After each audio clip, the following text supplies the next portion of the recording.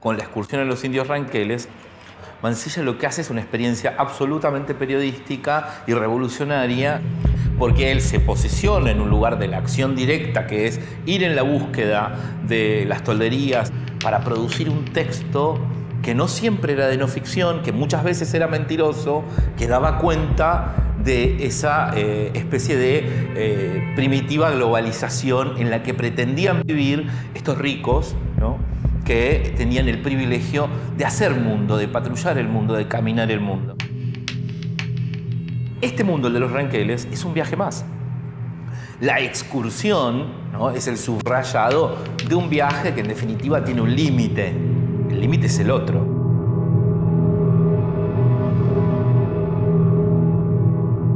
Él sabe que va al encuentro de los ranqueles, pero lo que va a contarnos en definitiva es cómo lo conmueve personalmente el hallazgo de esas humanidades.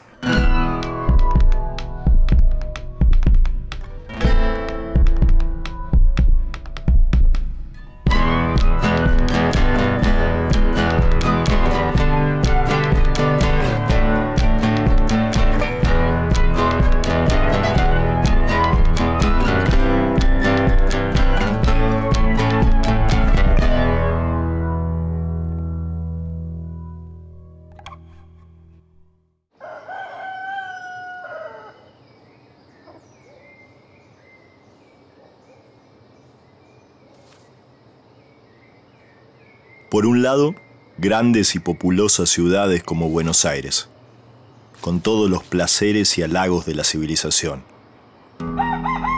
Teatros, jardines, paseos, palacios.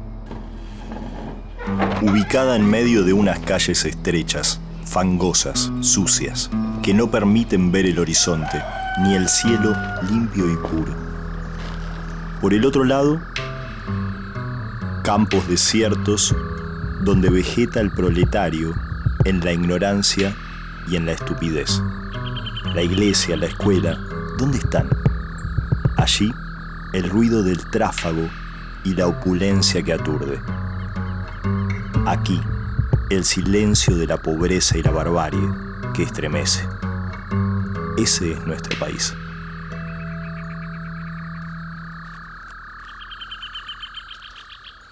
Mansilla conocía la Pampa por el suelo, conocía la Pampa por su vegetación, por su cielo, por sus habitantes, por sus animales. Muy diferente a la Pampa que, si se quiere, habían descrito Echeverría o el mismo Sarmiento, que es una Pampa más deudora de ciertos parámetros románticos del romanticismo que ellos habían abrevado en la literatura francesa e inglesa, y que condicionó, a través de un cierto determinismo y de teorías, lo que en realidad para Mansilla no fue otra cosa que la intemperie, el suelo, el trote, el cuerpo a cuerpo, las destrezas físicas. Es decir, la lectura que hace Mansilla se diferencia de todos sus antecesores y en algún sentido muestra otra cara de lo que había revelado hasta entonces la literatura argentina.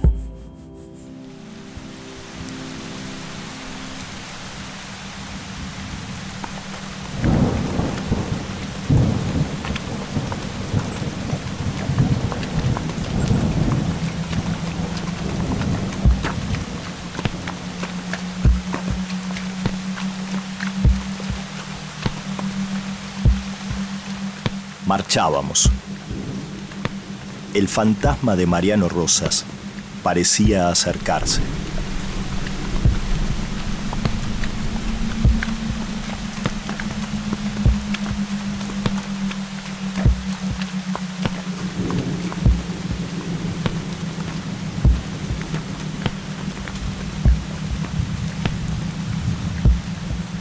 La lluvia y el barro no nos dejaban avanzar. Pensé en que la gente masticara. Grité para que hagan un buen fuego, pongan un asado y una pava de agua. Comimos bien e hicimos camas con alguna dificultad porque todo estaba anegado y las pilchas muy mojadas. Nos acostamos y dormí perfectamente. La civilización, con sus hoteles y su lujo, desconoce el placer de dormir bajo las estrellas. Pero al fin de cuentas, ¿en qué consiste la civilización? En que haya muchos médicos y muchos enfermos, muchos abogados y muchos pleitos, muchos soldados y muchas guerras, muchos ricos y muchos pobres. En que se impriman muchos periódicos y circulen muchas mentiras. Durante todo el siglo XIX, los aborígenes fueron un problema para quienes pretendían formar el proyecto de nación. Y él no los ve como un problema, sino que los ve como parte de ese proyecto, como que pueden formar parte, como que hay una...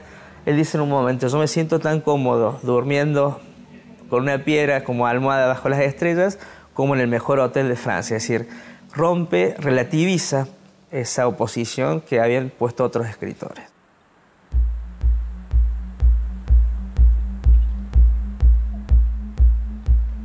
Al día siguiente salimos aprovechando la fresca de la mañana.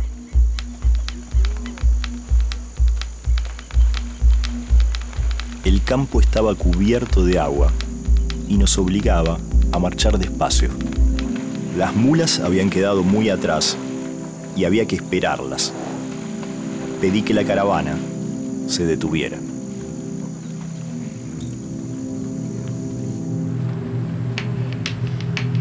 El padre Donati me dijo que estos inconvenientes se resolverían si el tren pasara por la zona. Había varios proyectos para que una línea ferroviaria uniera Buenos Aires con la cordillera de los Andes.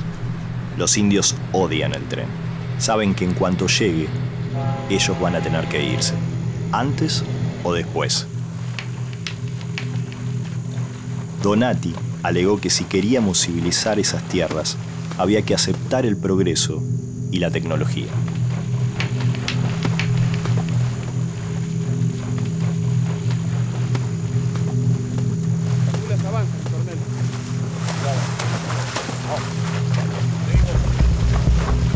Era cierto, las mulas tardaban, pero avanzaban sin molestar a nadie. Cuando estas tierras estén civilizadas, solo va a quedar eso. Civilización y nada más.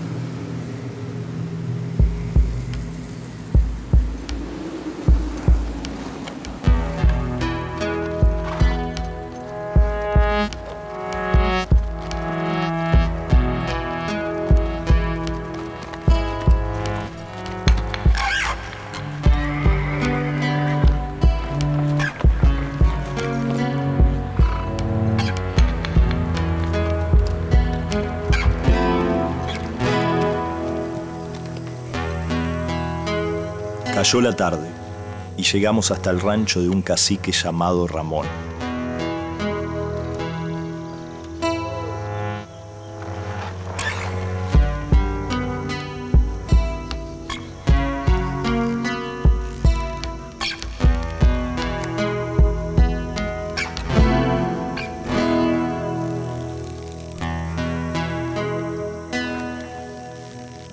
Me habían dicho que era platero y que nos iba a recibir con comida y fuego.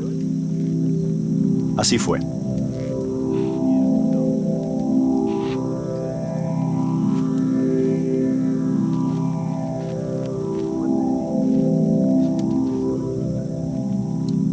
Para la época, ¿quién se menciona como importante? A Ramón Cabral, el platero. Mansilla dice que él tenía un taller propio en platería. Ramón Cabral es un caso particular de cacique. ¿Por qué razón? Porque las tierras en donde él estaba, era en la zona del Cuero, son las tierras que se negocian durante el Tratado de Paz. Y si se quiere, el que más siente el efecto del avance de la frontera y de las partidas corredoras es Ramón Cabral y su gente. Permiso, Ramón. Me instalé en un espacioso galpón donde Ramón tenía la fragua de su platería. El arte de la platería es común entre los indios. Ramón tenía 2 fuelles con los que trabajaba todos los días. La plata era su fuente de vida. Si tú has entrado en el miserable toldo de un indio, a quien 1.000.000 de veces has calificado de bárbaro, cuyo exterminio has preconizado en todos los tonos, en nombre de tu decantada y clemente civilización, te ves derrotado y no quieres confesar tu ignorancia. No sabes hacer un fuelle. Mansilla para en este galpón, en esta fragua, y ahí empieza a ver, además de las bellísimas artesanías que hacía espuelas para los caballos, hacía estribos, pulseras, aros, todo tipo de artefactos con plata. Y empieza a ver el nivel de sofisticación de la técnica de Ramón. Entre otras cosas, encuentra un fuelle y se pregunta cómo pudo haber armado este fuelle en estas condiciones. Y él trata de apelar a sus conocimientos académicos, digamos, para pensar cómo hacer un fuelle en medio del desierto, y no se le ocurre.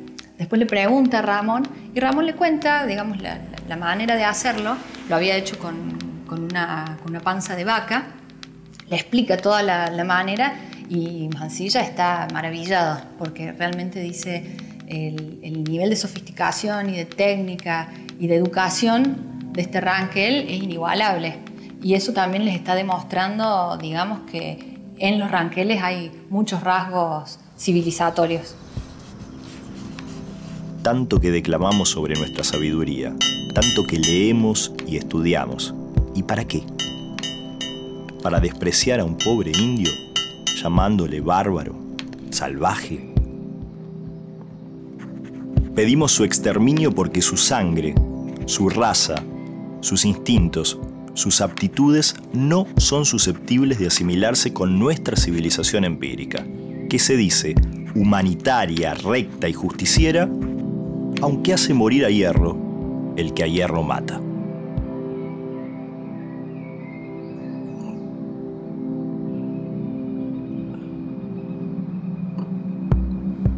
Creo que los retratos de caciques que da Mansilla son muy singularizados y muy matizados por sí mismos, y probablemente correspondían a características particulares de cada uno de los que él entrevista.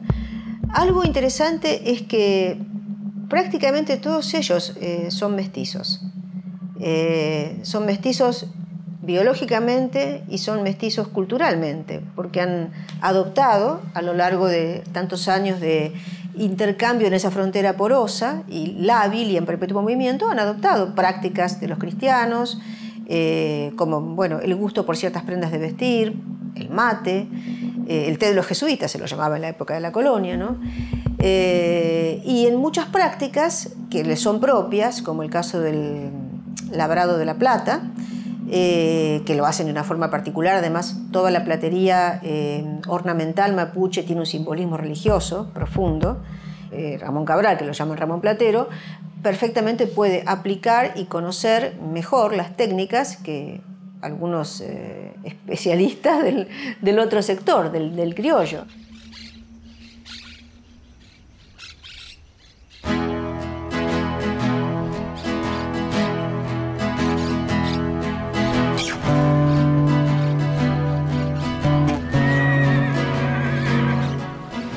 Ya era hora de seguir viaje.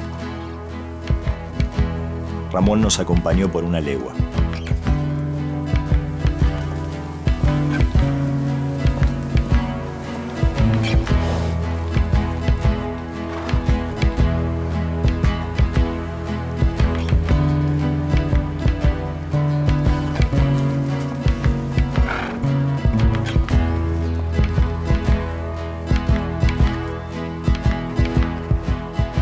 Era un indio admirable. Nos dimos la mano y nos separamos.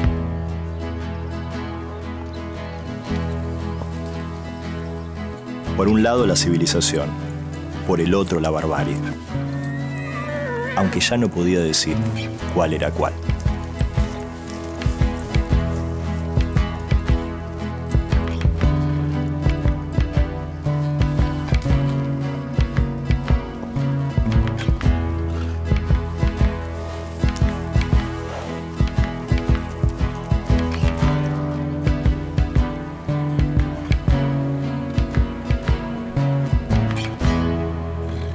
Hay un episodio que a mí me parece muy interesante para pensar el contacto entre estos dos mundos, ¿no? La frontera, la experiencia de la alteridad, etcétera, etcétera. Y tiene que ver con un episodio que Mansilla cuenta hacia el final de su libro, de su relato, justamente cuando él se va a despedir de Ramón. Y entonces, bueno, conversan y él antes de irse le dice, bueno, si hay algo que él quiere que le mande cuando él retorne, si hay algo que quiere, que necesite. Y Ramón le dice, sí, le pido a Tincar. Entonces Mansilla, ¿qué piensa? Uy, me está pidiendo una cosa, me lo dice en lenguaje propio, en su lengua propia, no lo voy a conseguir, que será el Atincar, pero él dice, bueno, ya no quería decir más nada, porque como yo ya había metido la pata en distintos momentos, digo, bueno, ya veré cómo después me las arreglo. ¿Cuál es la sorpresa de Mansilla? Que cuando vuelve, descubre que Atincar no es un término aborigen, es un término castellano que quiere decir bórax, es decir, un producto químico que necesitaba Ramón para desarrollar su trabajo y su oficio. Entonces, eso, claro, lo deja, le genera una perplejidad a Mansilla en ese episodio, donde él vuelve a reflexionar sobre sí mismo y vuelve a asombrarse de cómo a veces prejuiciosamente uno construye, desde el lugar del civilizado blanco, se construye a esa supuesta barbarie.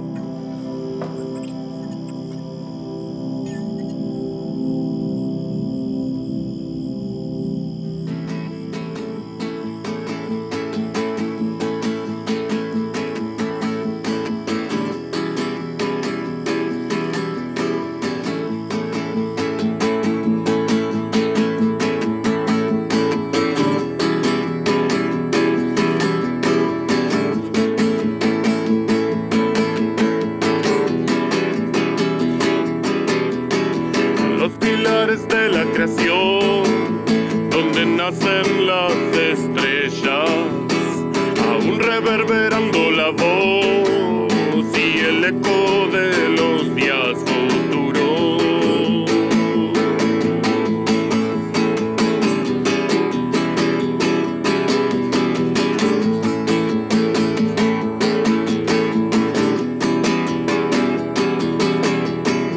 Y hasta la corta sensación de que todo tiene sentido, ya tendrás que pagar para ver una gota de rocío verde.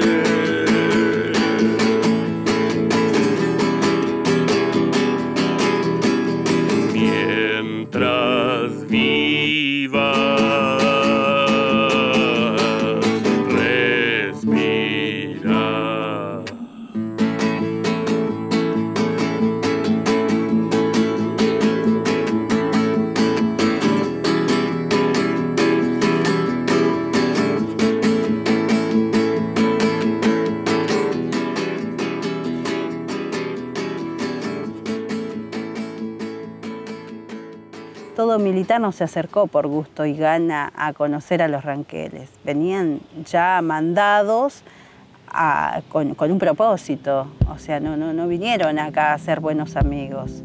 Ellos ya venían pensando en qué es lo que tenían que hacer y obviamente que en el momento se daban cosas como vínculos, como ciertas amistades para camuflar ese propósito que ellos traían en realidad. Una de las acusaciones que se le hacen a Mansilla es el de haber sido un espía o un traidor internándose en territorio ranquel para sacar información acerca de estos grupos que luego sirvió para las campañas militares del 78-79.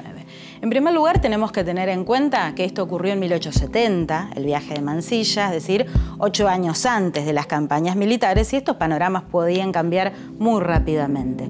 Por otra parte, hay que tener en cuenta que en las tolderías ranqueles y en otras tolderías también vivían muchísimos hispano-criollos durante, por lo menos desde la década de 1830, seguro entre los ranqueles, que servían como enlace con la frontera, tenían información acerca de todos los puestos, la dotación de hombres, la cantidad de armas, de caballos, de población cercana, etcétera, etcétera, que a los ranqueles les permitía planificar sus incursiones de manera relativamente segura, es decir, hacer un malón sin tener demasiadas bajas en el camino.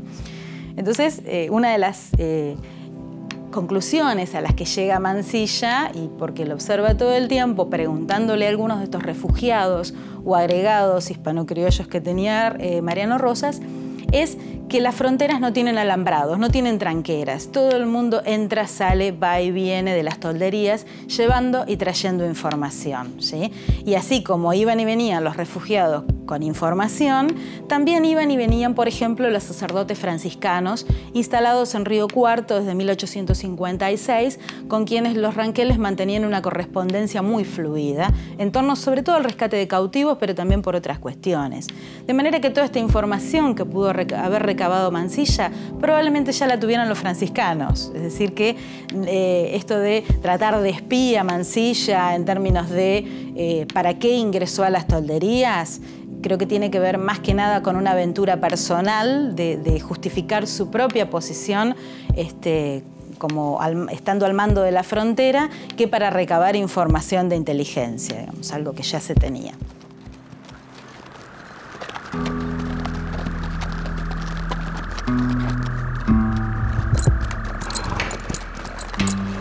Habían pasado varios días. Lluvias, soles, la vasta y repetida llanura. Pero al fin estaba en Leubuco, en los umbrales de la morada de Mariano Rosas.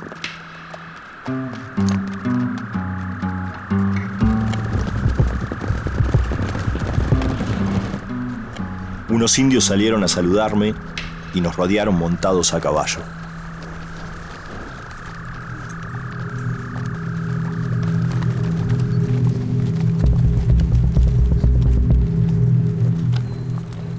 Nos miraban en silencio, expectantes. Y luego de algunos segundos, en los que el tiempo se estiró como una sombra del crepúsculo, el círculo que habían formado se abrió y apareció frente a mí Mariano Rosas en persona.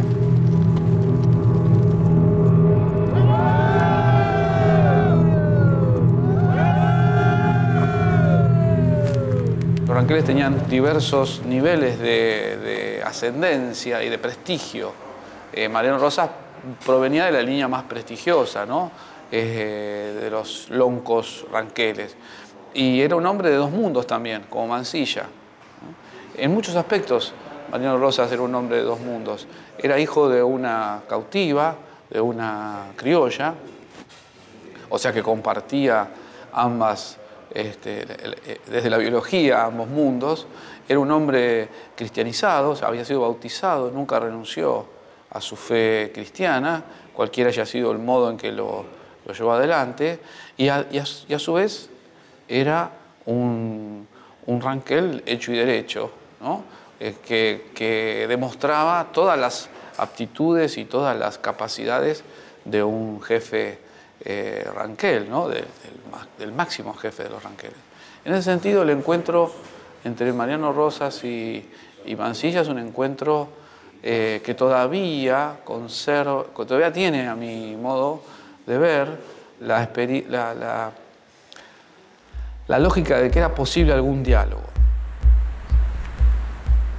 Hicimos el saludo ritual de los Ranqueles. Me alargó la mano derecha, se la estreché. Me la sacudió con fuerza. Me abrazó cruzándome los brazos por el hombro izquierdo. Me abrazó cruzándome los brazos por el hombro derecho. Me cargó y me suspendió vigorosamente. Lo cargué y suspendí.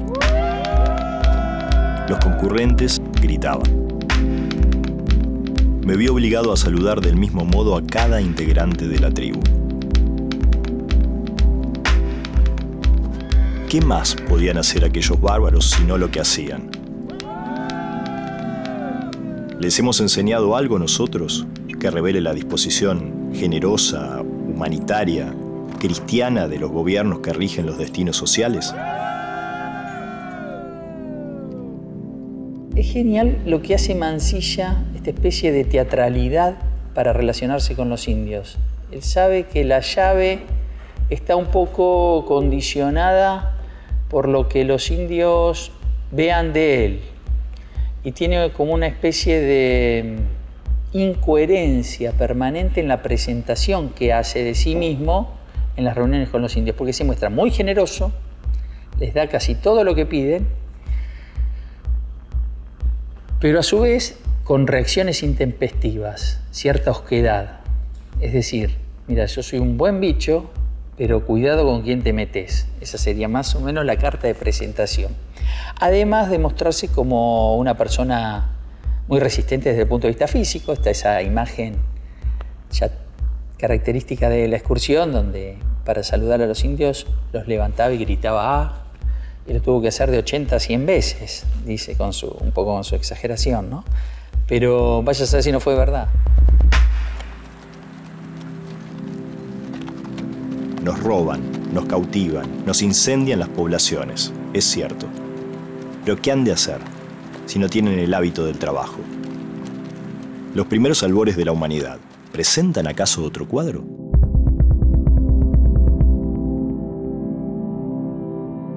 Y así, luego de mucho viaje, llegué a los toldos de Mariano Rosas. Sentí que era un momento histórico, que la historia, como es costumbre, iba a ignorar.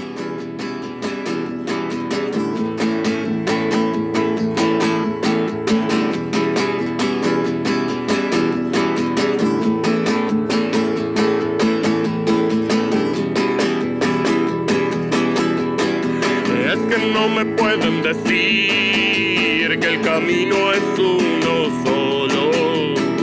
Desde la explosión hasta aquí, lo que siento es muy poco para hablar.